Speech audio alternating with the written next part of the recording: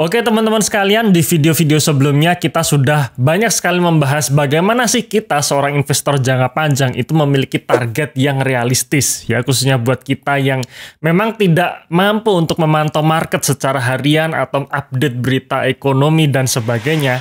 Kita harus punya target yang realistis, yaitu adalah IHSG plus 10%. Dan ternyata saya cek di kolom-kolom komentar ya teman-teman, ternyata masih banyak yang bingung. Ada yang masih menanyakan IHSG plus 10% itu apa sih? IHSG plus 10% itu adalah maksudnya IHSG, berapa yield IHSG yang dihasilkan pada tahun tersebut ditambah 10%.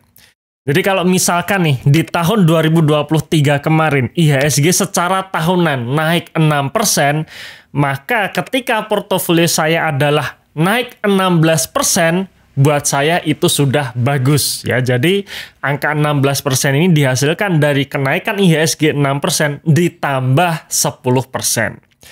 Nah, kita tidak tahu nih tahun 2024 pergerakan IHSG akan seperti apa ya. Cuman sekali lagi ya, kita tidak bisa menebak harga market kemana atau apakah tahun ini akan naik atau turun, kita tidak tahu. Tapi sepanjang kinerja kita adalah IHSG plus 10%, menurut saya tetap bagus. Misalkan nih, tahun 2024 ini nanti anggap saja IHSG minus 5%, maka ketika portofolio kita naik 5% itu bagus. Ya, kenapa? Karena minus 5% ditambah 10% sama dengan plus 5%. Ya, jadi sekali lagi, kita para investor jangka panjang milikilah target yang tidak perlu muluk-muluk, hanyalah IHSG plus 10% saja. Karena sekali lagi kita bicara mengenai investasi jangka panjang secara compounding dari tahun 2010 sampai tahun 2023 ketika kita konsisten mengalahkan market 10% saja atau IHSG plus 10% saja, kinerja portofolio kita naiknya sangat luar biasa. 901% dalam jangka waktu 14 tahun ya, dibandingkan IHSG yang baru naik sekitar 186% dalam jangka waktu 14 tahun. Lalu ada pertanyaan tambahan nih, IHSG plus 10% ini sebenarnya kalau dihitung dari portofolio kita ini dihitung dari mana? Apakah dividennya atau capital gain-nya? Jawaban yang benar adalah dari kenaikan valuasi portofolio kita. Nah, bicara mengenai kenaikan valuasi portofolio kita itu ditentukan ya atau dipengaruhi oleh beberapa faktor ya atau beberapa hal. Yang pertama, dari naik turunnya harga saham yang ada di portofolio kita alias floating gain atau floating loss-nya. Yang kedua, dari dividen yang dihasilkan. Dan yang ketiga, dari capital gain atau capital loss-nya. Saya beri contoh seperti ini. Misalkan kita punya modal 100 juta. Dari 100 juta tersebut kita belikan saham semua. Yang pertama kita beli saham ABCD sebanyak 500 lot atau 50.000 lembar saham di average harga 1.000. Ya, maka penulisannya akan seperti ini ya. Kita punya saham ABCD dengan modalnya 50 juta. Ya, karena kita baru pertama kali beli, current price-nya anggap saja masih 1.000, ya maka valuasinya masih 50 juta. Kemudian kita beli saham yang kedua yaitu WXYZ. Yang dimana kita beli sebanyak 1.000 lot atau 100.000 lembar saham di average price 500. Ya, maka kita juga beli saham WXYZ sebanyak 50 juta rupiah. Ya, kita valuasi kita saat ini adalah sebesar 100 juta rupiah. Kasnya 0 ya, karena kita belikan modal 100 juta tadi kita belikan saham semua. Kemudian anggap saja sampai akhir tahun harga sahamnya nggak bergerak. Ya, sampai akhir tahun ya. Jadi sekali lagi kita menghitungnya adalah dari awal tahun sampai akhir tahun, sepanjang tahun atau selama 1 tahun. Ya, yang namanya harga saham pasti volatile. Dari kita beli di harga 1.000, mungkin bulan depan jadi 1.200, bulan depannya lagi tiba-tiba turun jadi 900, dan anggap saja sampai akhir tahun harga sahamnya ditutup di harga 1.000 alias sama dengan harga beli kita.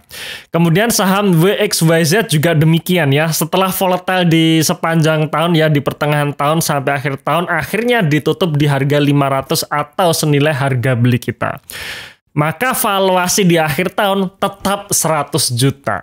Tapi di sisi lain, Dua saham ini di pertengahan tahun ternyata membagi dividen. Yang dividennya kalau kita jumlah atau kita terima semua dana yang masuk ke kita, ke rekening kita, anggap saja 10 juta rupiah ya. Jadi saham ABCD misalkan membagi dividen kira-kira kita dapat 6 juta dan WXYZ kita dapat terima dividen dari saham WXYZ senilai 4 juta rupiah ya. Maka total dividen yang masuk ke kita adalah 10 juta rupiah. Maka dengan adanya dividen yang masuk, posisi kas kita nggak nol lagi. Ya, jadi tambah 10 juta gara-gara dividen. Tetapi karena di akhir tahun harga saham yang kita beli masih sama atau masih tetap seperti dengan saham harga saat kita beli, maka secara valuasi floating gain maupun floating loss-nya nol.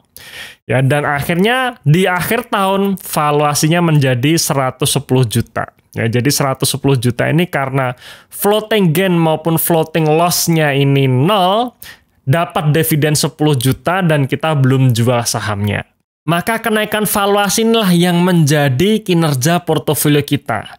Ya, ini sama juga dengan misalkan kalau kita jual saham WXYZ di harga 500, maka WXYZ ini hilang, kasnya pun naik kan, kasnya pun naik jadi sekitar 60 juta ya. Maka valuasinya tetap 110 juta atau naik 10%.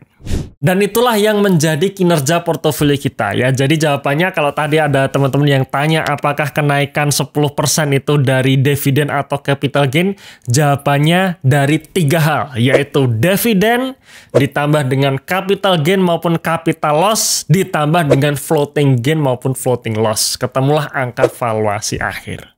Namun ada satu hal lagi yang ini juga bisa mempengaruhi valuasi kita ya, yaitu ketika kita top up dana. Misalkan secara akhir tahun sampai akhir tahun harga saham kita tetap, kita dapat dividen 10 juta, berarti valuasi kita menjadi 110 juta atau naik 10%.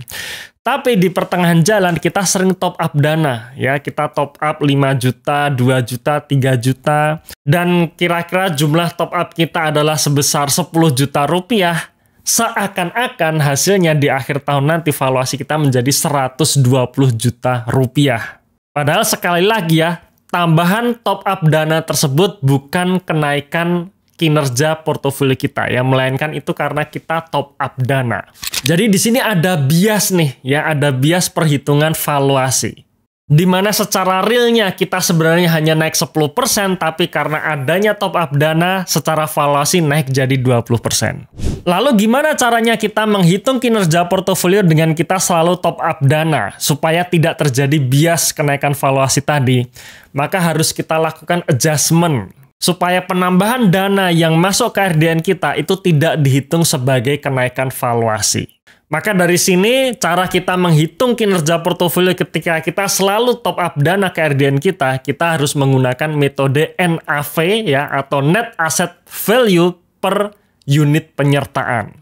Metode ini adalah metode yang selalu digunakan para manajer investasi untuk menghitung kinerja AUM mereka ya, kinerja NAV mereka, dan inilah cara menghitung kinerja portofolio yang benar. Cuman memang untuk kita bahas secara keseluruhan ya, cara menghitungnya, bagaimana rumus-rumusnya dan sebagainya, kayaknya untuk di satu video ini tidak cukup waktunya ya, akan terlalu lama.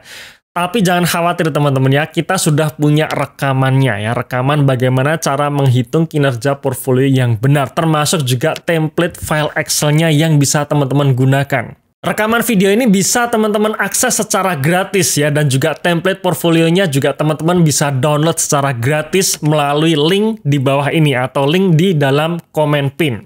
Dan akses ini hanya akan kita buka di bulan Januari saja. Jadi setelah bulan Januari kita akan tutup karena memang sebenarnya ya akses ini khusus untuk para member saja. Jadi kawan-kawan pastikan jangan sampai terlewat untuk mengakses video rekaman kami. Sekali lagi linknya di bawah ini ya, di dalam kolom komen pin. Oke, mungkin itu sekilas video kali ini. Terima kasih sudah menonton video ini sampai akhir. Tunggu video kami selanjutnya dan salam Passive Income.